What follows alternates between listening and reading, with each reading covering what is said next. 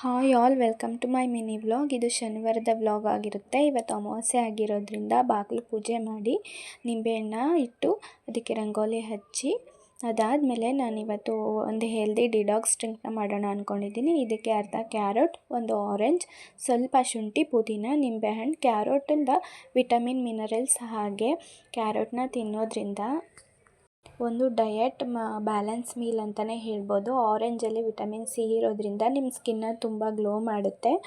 ಹಾಗೆ ಇದಕ್ಕೆ ನಾವು ಎಷ್ಟು ಜ್ಯೂಸ್ ಬೇಕೋ ಅಷ್ಟನ್ನು ನೀರು ಹಾಕಿ ಸಣ್ಣದಾಗಿ ರುಬ್ಕೊಂಡು ಜರಡಿಲಿ ಸೋಸ್ಕೊಬೇಕು. ಚೆನ್ನಾಗಿ ಸ್ಪೂನಲ್ಲಿ ಜರಡಿಲಿ ಸೋಸಬೇಕು. ಕೊನೆಗೆ ಒಂದು ಸ್ಪೂನಷ್ಟು ಸೋಸಿರೋದು ಉಳಿಯುತ್ತೆ. ಅದನ್ನು ಹಾಗೆ ಬೇಕಾದರೂ ತಿನ್ಕೊಬೋದು, ಇಲ್ಲ ತಿಂಡಿಗೆ ಬೇಕಾದರೂ ಮಿಕ್ಸ್ ಮಾಡ್ಕೊಬೋದು. ಅದಾದಮೇಲೆ ಸ್ವಲ್ಪ ನಿಂಬೆಹಣ್ಣ ಹಾಕಿ ಸ್ಪೂನಲ್ಲಿ ಮಿಕ್ಸ್ ಮಾಡಿಕೊಂಡ್ರೆ ಒಂದು ಹೆಲ್ದಿ ಡಿಟಾಕ್ಸ್ ಡ್ರಿಂಕ್ ರೆಡಿನೇ ಆಗೋಯಿತು. ನಮ್ಮ ಹಸ್ಬೆಂಡ್ಗೆ ಇವೆಲ್ಲ ಇಷ್ಟ ಆಗಲ್ಲ. ಅವರೇನಿದ್ರು ಬೆಳಗ್ಗೆ ಟೈಮು ಟೀ ಮತ್ತು ಕಾಫಿ ಮಾತ್ರ ಕುಡಿಯೋದು.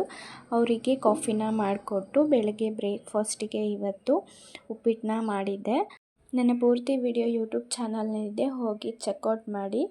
ಒಂದು ವಿಡಿಯೋ ಇಷ್ಟ ಆದರೆ ಲೈಕ್ ಮಾಡಿ, ಶೇರ್ ಮಾಡಿ, ಕಮೆಂಟ್ ಮಾಡಿ.